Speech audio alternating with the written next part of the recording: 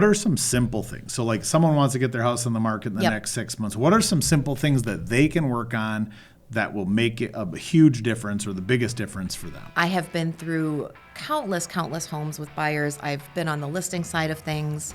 So I come at it from a different perspective. I think a lot of stagers come at it from the perspective of a designer, and that's not always what you need.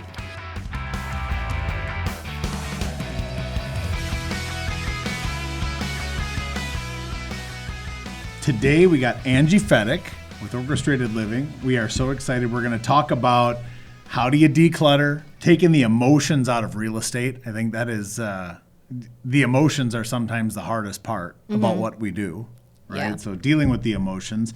Talk about design trends and staging faux pas, so the things that people just should not do. I can't wait to talk about that. And then how staging can help you get more money for your house and help it sell faster. How many realtors, because obviously a lot of our audience are realtors, other salespeople, people in the industry, but we have a lot of clients, and obviously you work with a lot of our clients in staging and getting their homes ready. You work with our builders, investors. Why do you think, like maybe starting off with that question, like why do you think so few people at this day and age still don't know anything about staging, or they see the importance? It really surprises me that in photography, that agents don't understand the importance of staging and good photography, because those are the two things that people are going to notice right away. I know like any trend, it kind of starts in one area and kind of creeps around. Definitely noticed a much bigger audience for it with the advent of like HGTV, DIY network, because they kind of brought it to the forefront with here's what you need to do to get your house ready.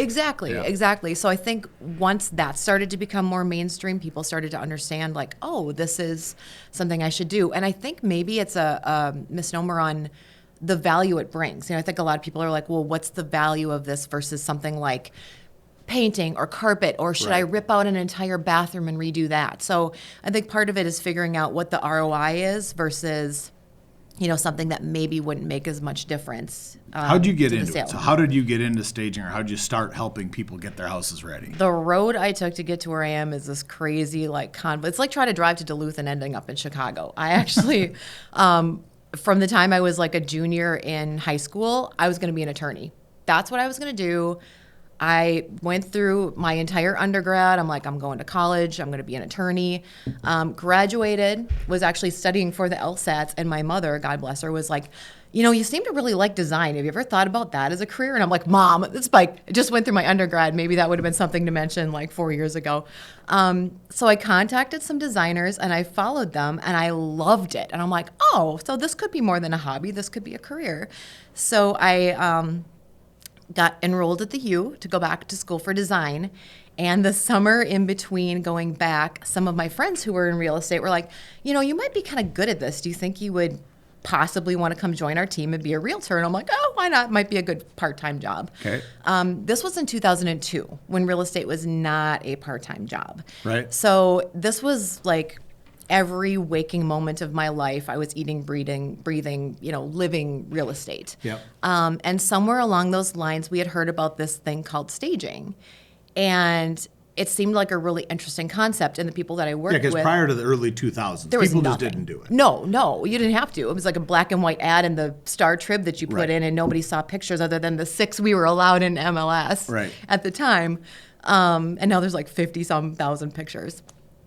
But we flipped houses, the people that I worked with, and it seemed like the best course of action. Like, oh, we've got this vacant house, let's try this. And when I go back and look at the first pictures of stagings, and at the time I was so proud, and I look at them now and I'm like, oh my God, that's so awful. I mean, it was like, we're going to bring your dining table, and I'm pretty sure I've got a bedroom set, and we'd rent some stuff and try to piece together this house. And we're like, this looks great. And that was kind of the beginning of what we would do.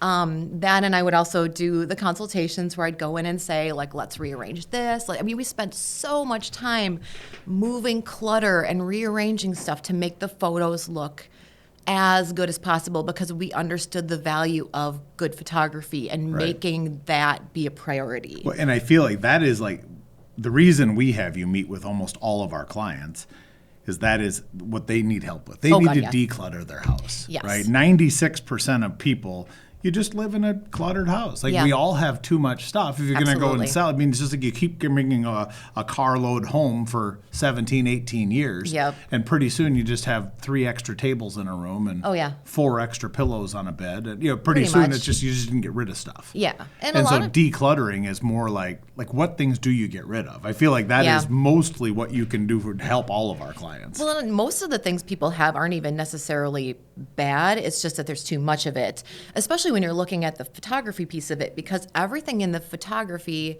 is amplified so much more. So you've got all these little fridge magnets. Well, in person, it's fun. It's like, oh, look, we traveled here, we went here. But in a photograph, that just it pops so bad. And minimizing that. Minimizing that first glance into a house just really makes people feel a lot more relaxed and at ease and like they want to be there versus, oh my gosh, that's just too much stuff and I'm anxious and they just don't know what to do. They don't know what to get rid of. And I'm watching the news this morning. I'm thinking, we're going to meet today, and I'm thinking the lady on the news who's being interviewed. You see the background. She's in her house, right? She's on Zoom, and on her kitchen counter, she must have had 35 extra things on the kitchen counter. And it's distracting. And most of them were really loud colors. So, I mean, obviously she likes really loud colors. And I thought it was so distracting as I'm just watching her on the news. And I think that's a lot of our houses just become a lot of stuff, which is our different personalities. But again, when you're trying to get the most amount of money for a house, or you're trying to have it sell easier. Exactly. You want it to look, I mean, again, that's why people go through model homes, they get ideas, and a lot of what they get is like, oh, okay, well, things are just a different tone or color than they used to be. Well, and they're calmer. I mean, you go through a model, and a model is basically, it's like an example of how we want to live. And we know this is not a practicality. Like, you're never going to walk into a house and be like, there's no toys anywhere in the living room, because that's just not a reality. People live in their houses, they've got pets, they've got kids, they've got jobs, they've got all these things. The model gives us this beautiful idea of what our life could be like if we just had this house. And, it's never a reality, but if you can get close to that to give people this vision of this is what this could be. Yeah. Not that it's always going to be that way, but, life happens. So as a business owner, so you own your own business. I do. You do staging. You're a mom. Ham. Yeah. You've got 2 little girls that are almost teenagers. Yes. How do you keep it all organized? Like, how do you run your own business? Yeah. Deal with other people's lives, help them with their decluttering, then get to practice and do how do you manage all of that? It's increasingly hard, I think, especially in society now where there's so much pressure on parents to be so active in their kids' activities and schooling. And, when I was a kid, we were bused everywhere. And now the parents take the kids. Oh, God, yeah. I lived in a small town. We biked everywhere. The parents are responsible now, at least where we go, to take the kids to activities. So now, like, it's 3:00 and we've got a volleyball game halfway in Farmington, and I've got to figure out how to balance all this. Right. It's very hard, and there are days it's easier than others, and sometimes it's having a little bit of grace with yourself and saying, you know what, I can't do all the things that I want to do. You try your best to be organized, and I think with this industry in particular, it's very hard because my background is as a realtor as well, which I don't do anymore. But, when I was in real estate, it was time is of the essence is what we were taught, and it's important that you be available almost all the time. Like, this is a 24/7 thing. Like, I never wanted to be the reason someone missed out on their perfect dream home. Right. Yeah, you feel that pressure. Oh, you do. Like, the phone's ringing. I've got to get to it, because what if they miss this opportunity to get their dream house and I was the reason because I was cooking dinner or something. So from a staging perspective, how do you balance when you're meeting with a client? Because obviously we have you do that pre-consultation with almost all of our sellers. Yep. When you're meeting with them, how do you deal with a difficult situation where, like, you have a vision, like you need to clean out your kitchen? Yeah. How do you have those hard conversations with people that they spent 17 years decorating the house the way they'd have it? Exactly. So how do you help them see what can help them? Sometimes, and have those difficult conversations. Sometimes it's a matter of separating them from.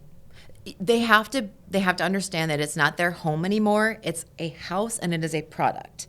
So they have to disassociate themselves emotionally from what's going on.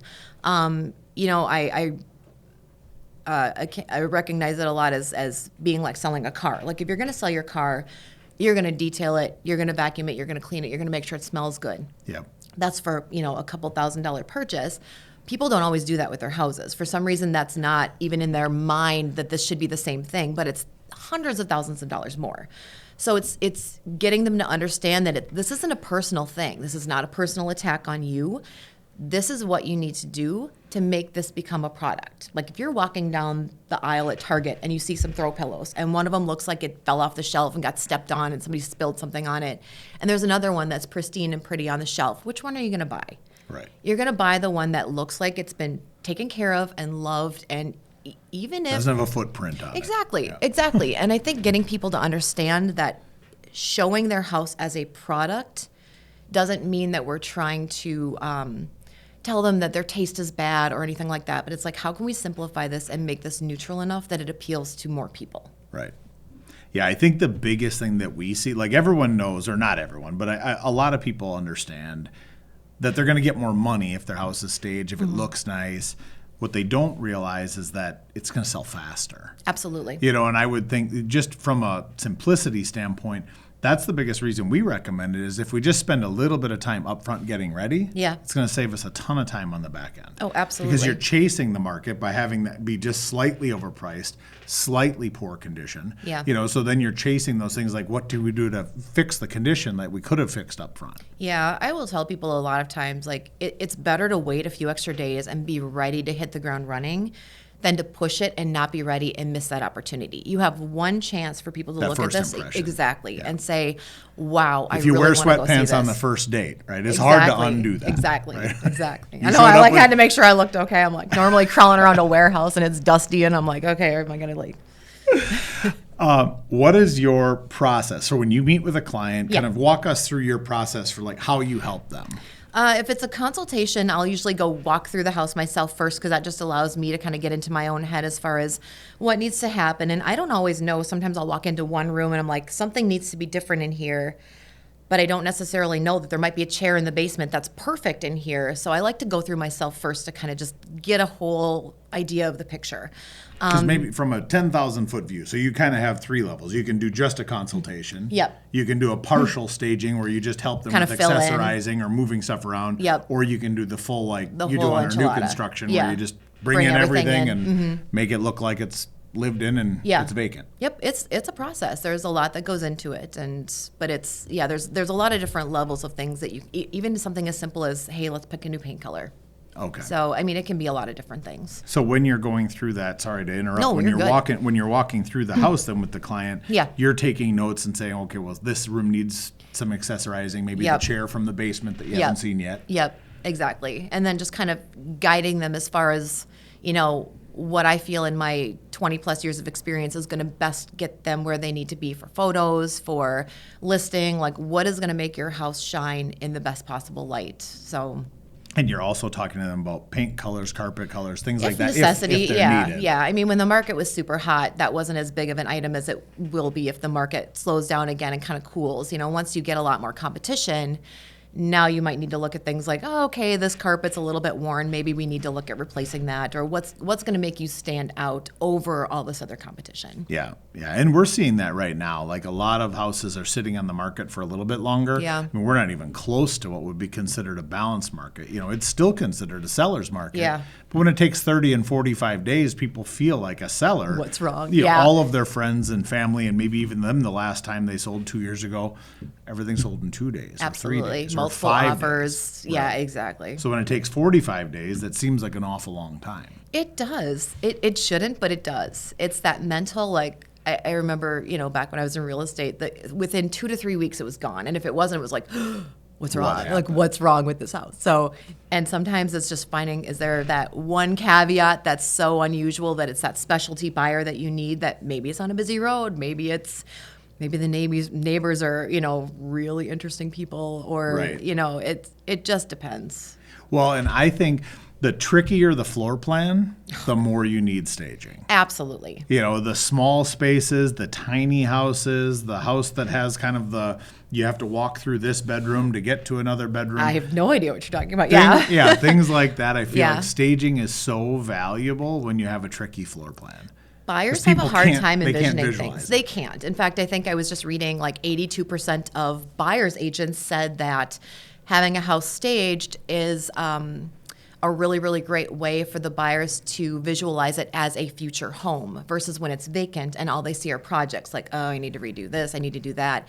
It becomes more of an emotional experience versus a what projects do I have. So when they walk into a house that has furniture, it's, oh my gosh, this is a perfect dining room for Christmas dinner or whatever you happen to celebrate, or birthday parties, or oh my gosh, look at this cute candy counter in the theater room. How amazing is it going to be to have parties here? And it's a different experience, and people see the potential versus the projects, and they're a lot more willing to look past the projects if there's something else to kind of give them that vision, you know, of what it could be. So you bring up Christmas, so we're coming into the holidays. We are. It's gonna, I always tell people fourth quarter, first quarter is always a great time to sell because the people who are buying are really serious. They're super motivated. What should people be thinking about? Because obviously we got a lot of people who are watching that, they're thinking of getting their house on the market in the next 6 months. Yeah. What should they do from a decorating standpoint for the holidays? Should they not do anything? Should they still do some stuff? Keep it, traditional this year? Yeah. In general, I will tell people it's not going to matter what you do. You're never going to please 100% of people. So something you will do might offend somebody. I would suggest, as far as holidays go, my biggest thing I usually tell people is if it's going to date the photography, that's your main focus. So don't put something out that's going to date your photographs. So let's say you're going to list in the middle of January, but for some reason you're taking pictures in December because you're going to be in Phoenix or whatever. Don't take pictures with the Christmas tree, but then list it in January because people are going to be like, wait, what's going on? Why has this been on the market so long? Yeah. And some things are... We have that problem, obviously, being in Minnesota. With the a snow lot of places don't. If you're Yeah. in Phoenix, well, the same palm tree looks the same all year. Exactly. Here, we have to take seasonal appropriate pictures because if we take do. summer pictures and that's the only ones we have and we list something in January, people think, oh, it's been What's on all going year. on? Exactly. It's been on since last year. Exactly. And we also have that weird thing where, if people have fantastic gardens, if they know in advance, it's like, okay, dig out the photos of what your house looks like because when it's covered in 3 feet of snow. Yeah, we have 3 shoots this week for people exterior that are going on in the winter. They just want their houses, they want to show what it looks like outside. Yep, and that's pretty common. Winter. But it's actually pretty common, especially if people know they're selling in advance. I don't want people to not enjoy the holidays in their house while they have it, but definitely just be aware of, number one, how much you put out, because sometimes we put out the Christmas decor and it's like, again, you've got that clutter, like you've got the villages, which are so pretty, but now you've got 20,000 more things that you have out than you normally would. Right. So maybe just keep it simple, keep it elegant, and just be aware of when your photos are. So Right. We had a client years ago, and they had a 4x8 sheet of plywood in the entryway with a village on it. Yeah. So you had to kind of shimmy around this giant table in the entryway because it was like the only place they had to put it. Yeah, yeah. It doesn't work well when you're showing the No, house. it doesn't. And that's the whole expectation of the selling versus the living in, Right. and it's a very different thing. It's how you live in your house is not how you should show your. Yeah, exactly. Yeah. So what sets you apart from other staging companies? I would say the biggest thing that sets me apart is the fact that I have a background in real estate. I have been through countless homes with buyers. I've been on the listing side of things. So I come at it from a different perspective. I think a lot of stagers come at it from the perspective of a designer, and that's not always what you need. You definitely need that background, but it doesn't do you any good to go into a certain style of house and be like, well, this is what's trendy and this is what's in and that doesn't always translate. You have to be very aware of demographic. You have to be very aware of house style. Who is your audience? And your audience isn't always what's trendy. Sometimes it's what the house and what the market is telling you it is. And I find a lot of times that's a big thing. Like people will come in as a designer and they're like, well, this is trendy, so this is going to get attention. Right. Not if it's in the wrong environment, it's not. So when I come in as a stager / ex-realtor, I come in with the perspective of who am I selling this house Who's to? the client? Who's the client? Who's the demographic? In fact, a lot of times I'll powwow with realtors on who are we targeting in this? Like, who is the target market for this house? What's the the bright demographic? blue velvet couch might look great, but not on the farmhouse. No, on exactly. 40 I'm not acres. exactly. Or if it's a house that's a little bit dated, you need to bridge the gap between what is there that you can't get rid of. Okay. You have to make it work. You can't go into every single house and be like, well, we have to gut this and make it what it is. And a lot of times on like staging groups and stuff, I'll see that where they'll post a picture and they're like, oh, this is dated tile, and what are we going to do? And they're like, well, you need to rip that out. And I'm like, right. Or work with it, save the client some money. And, and there are always exceptions to that, but. So what are the color trends right now? What are you seeing? Are we done with gray yet? Yes. Gray's over. Well, yeah, People are still painting their houses gray. I know. Well, and that bugs me too, because you go into those houses from like the early 2000s and it's all the redwoods, and they're like, should I paint the cabinets white? I'm like, okay, so you paint the cabinets, but now where do you stop? Do you now paint the trim, the wood? So no, don't make it what it's not. A lot of the trends now are shifting into more like sustainability and more naturals and more of those calming tones, like the very neutral colors. Like think more of the natural textures are in, like anything that's more textural, very aesthetically pleasing, like furs and bouclés and things that have like a texture. People are looking at a lot of that more natural calming stuff, like the linens and stuff. Okay. Although I do still see a lot of like painted cabinets, and it's very dark now, like dark greens, but then they're offsetting it with a very neutral countertop. Okay. It's like dark green cabinets or dark blue, still a little bit of jewel tone, but more that foresty natural like colors. Okay. With light countertops. Yeah, to give it still that feeling of like neutralness, and a lot of like more comfortable, like we live here versus this is a showcase piece. Right. It's like low arms, comfy sofas. Like we're actually enjoying our house now. And also like a lot of cultural stuff, like different patterns and things from other cultures that they're bringing in to kind of just make it a little more interesting. Like what? What do you see for it? Oh, like just different patterns and rugs and stuff, and artwork that's a little bit more mismatched versus everything has to match. And very, very neutral. What when you look at you got some crazy stories, but what are your what would be one like huge success story from staging, like where you basically went in and it really was a success? Depending upon time, there are two I can think of off the top of my head. One was a house built in the 60s, top of this bluff between Priest and Halstead Bay and Minnetrista. Beautiful property, but because it was built in the 60s, it still had terrazzo floors. It looked like a bowling alley. It was this big, long house with floor-to-ceiling windows, which was great, but it was terrazzo and it was old except for like the weird 80s light fixtures they put in. So it just did not work. And they had it on the market for a while, and they called me and they said, we have to do something. I staged it. The people who bought it had actually been through it when it was vacant. Okay. And they came back through and they were like, oh, now I get it, because they couldn't visualize where to put the furniture between the floor-to-ceiling windows, and the other side had this gorgeous stone fireplace, and they're like, I don't know what to do with this space. And after we staged it, they came in and they're like, now I get it. And they bought it. And they bought it. And they bought awesome. it. And then there was another one that we had originally priced out, and it was, again, dated 60s. Like every single room was either bubblegum pink and green, like the bathroom, or paneling. There was not a space in that house that was not some sort of wood color. And we priced it out, and they said, well, we're going to try it first and see what happens. And I think they were on the market for like a month, and it was at $299.9. And they called me and they said, I think we need to stage. And I said, okay, what's your feedback? And they said, dated, one-car garage, busy road, too much work. So I said, all right. So we came in and staged it. They dropped the price from $299.9 to $289.9. It sold in multiples the first weekend for $299.9. Yeah, perfect. No problems with the garage, no problems with the road.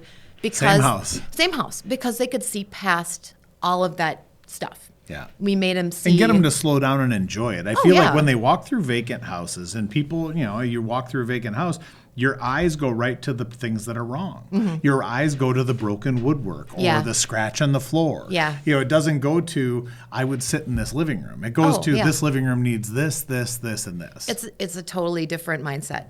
It becomes that more like, oh, I have to spend every Saturday fixing these things versus, you know what, once you put furniture in here, it's not so bad. Like, I might want to replace the carpet, but it's not as big of a thing as I thought it was when it was vacant. And that one, like I did that little flip house in West St. Paul that you helped me stage, and it was like the living room was so tiny. And I was like, I wonder if we're going to be able to make this look right. And I got back there after you had staged it, I thought, wow, this is really nice. It was really cute. And it fit just fine. But like when you don't have the right vision, right? You overcomplicate it in your own mind. You can, and a lot of buyers have no spatial recognition at all. Like they walk in and they're like, they don't know what to do. Like that Minnetrista house, like where do I put the furniture? And giving them at least a little bit of a guide towards that. It might not be how they end up with it. They might put the big sectional in there that you have to creep around, right? Because that's how they want to experience the house and live there, and it makes sense for them. But it at least gives them a guide as to where to start. What are some simple things? So like someone wants to get their house on the market in the next 6 months. What are some simple things that they can work on that will make it a huge difference or the biggest difference for them? Definitely the decluttering bit we talked about to begin with. Cord management is huge, especially when it comes again to the photographs. Nobody wants to see that, people. They photograph so terribly. Minimize your cords. Your power strip and your 11 it's cords like all coming off of the TV. All the cords hanging down. Make sure that place smells good. Smell is huge. Smell is like one of the number one things that people get turned off on when they first walk in that house. How do they do that? How do they get rid of smells? Definitely, like keeping the windows open if able to, and just kind of freshen it up. Be aware of what you have in the house. Air fresheners are okay to a point, but again, be real careful about what you're doing. No, you don't want anything that's super hitting the Febreze before everyone comes over. Or like if it's like super, super perfumey, like I prefer things like a linen or, something jasmine, something neutral. If it's too musky or too florally, it just makes you want to gag. So you can go the opposite direction with that too. You don't want it to be too overpowering where people come in and they have a reaction to it, but just, be aware of what you're cooking, be aware of what you're cleaning with. If you've got pets, that's a huge thing. Keep those litter boxes clean. Decluttering, closets and stuff, they don't necessarily have to be Martha Stewart, but if you open the door and crap falls out and hits you, maybe be aware of that. Right. In the end, if you're moving anyways, you have to pack everything up. So starting to pack some of those things you don't need is not only going to make the house look better, or but things it's you're going to give away, you. Right? Exactly. Like get rid of that stuff. Things that you're going to give away right away. Why take it to the new place? Take it to Goodwill, donate it, sell it, whatever. But that's going to help you when it comes to selling and moving too. Like you don't want to all of a sudden have an offer and you've got to move in a month and you're like, oh my gosh, I've got all this stuff to do. But there is also that balance of don't strip out too much because you don't want the buyers to come in and feel like, oh, they're packing all their stuff. They're in a hurry. So there is a balance between, because then they think they can negotiate, and you don't want that either. Right. So there is a balance between decluttering and making it feel homey and warm and inviting versus now it's so cold and uninviting that people are like, what's going on here? So. Right. What's the most awkward moment you've had in staging? One of the I would say the most awkward moment I've had in staging is probably when, in general this happens, but I had gotten called for a consultation and I set it up with the husband, who was very hard to get a hold of. He was kind of like, yes, okay, whatever, we'll do this day. And I show up on a random Saturday, which I try to avoid because I've got kids and activities like we talked about. And I'm like, okay, yes, I'll do this Saturday morning appointment. Sure. If we need to, if that's the only time you have available. So I show up and I knock on the door and nobody answers. And I'm sitting there like, okay, what's going on? And I knock again and this woman answers and she's like, yeah. And I'm like, hi, I'm the stager. I'm here for the consultation. And she's like, who? The husband never told her I was coming. He wasn't home. She had no clue this was going on. I'm like, do I still do this? Like, what's happening? He's never told her this was going on. And meanwhile, I'm like, hi, I'm supposed to be here for 2 hours walking through your house. Getting you ready to sell it. Yeah, and she's in the kitchen just very standoffish. And I'm like, no, it gets worse. This is even better. So I'm walking through the house and I open this door and there's 2 kids sleeping in the bed. And I'm like, oh God. And I shut the door. I'm like, I just woke up the kids. Like, nobody told me there were other people in the house. And I'm like, Oh, man. Oh, I'm so sorry. I think I just woke up like your kid. It's a school. Well, no, it's Saturday, but I'm just like, what is happening? But that's happened numerous times where I've like walked through a house and I'll open a door and there's somebody sleeping in there. I'm like, maybe somebody tell me there's other people in the house. So now I just ask, like, is there anybody else in the house? Are there any pets locked in a closet I should know about so I don't open the door to like Cujo or something? So walking in on people unexpected is probably the most embarrassing thing that's ever happened. But yeah, showing up at an appointment where they don't know you're coming is really fun. Oh, boy. Or I've inadvertently been given the wrong address, which is fun, especially if it's a vacant, because I think I'm just going there to look at it, right? It's a vacant house. No one's there. No lockbox. I'm like, okay. So I start trying the doors and somebody's like living there because I inadvertently got the wrong address. So that's always fun too. But oh, boy. Yeah. What's your least favorite design trend? Oh, least favorite. Well, I have been alive for a long time and I've never been a huge fan of brass, but when I heard that was coming back I was a little terrified. But it's like that brushed brass, so I'm like, okay, we can let that live. But I did hear that like ruffles are coming back and I'm a little terrified about that. Really? Yeah, like ruffles and stripes, and I'm like, no, we can skip that. Yeah, it is funny. I mean, if you stay around long enough, I feel like a lot of these things just come back. Yeah. And you almost can't believe it when you see it. You know, it's like you start to see people wearing bell bottoms. Yes, things yes. We had a school carnival this weekend. Old are new again. And they were doing like the fancy hair, and all these kids were walking around with these little butterfly clips I used to wear in high school. I'm like, oh God. Those are back. Those are back. Yeah. Last year was it last year or 2 years ago? They were like, get ready for this new trend of they're putting the curtains back across the bottom of the sink. I'm like, no. No, it is, yeah. No. Some of the things you wish, like colored appliances, I mean, I hope never come back, but that seems to be starting. Some trends I'm happy to see come back if they're done right, and others can just lie in the shallow grave in which they were buried in and never return. So, yeah, I'm not sure how I feel about the stripes and the ruffles. We had really, really bright blue ceramic tile in my house growing up, and blue carpet. I think my mom really liked blue and mauve. We had a lot of blue too. It was the 80s. 80s, 90s, and then we got into the dusty rose phase and the pinkish. Where do you get your inspiration from? Like, where do you get your ideas or design trends from? Part of it, when it comes to staging, if I'm doing a design project, that's a little bit different. Like a lot of that I feed off the client themselves. Okay.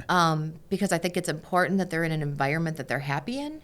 You know, I've done design projects where people have told me that they've hated their house the whole time. And I'm like, well, why did you buy this stuff? And they said, well, because a designer told me it was trendy and that's what I went with.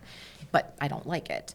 So I feel like if it's a personal design choice, it's very important that you are happy in the environment you live in. I might not agree with all of your choices, but I will do my best to guide you in an area where I think that it's going to flow. Pull it together. Yeah, exactly. Yeah. I think that's a lot of people really need your help in like pulling it together. Yeah. They started 6 or 7 different design trends. Yeah. And their house has 6 or 7 different trends going on. And with staging, I kind of let the house dictate that. You know, I'm not going to look at a condo downtown Minneapolis the same way I'm going to look at a 1920s craftsman.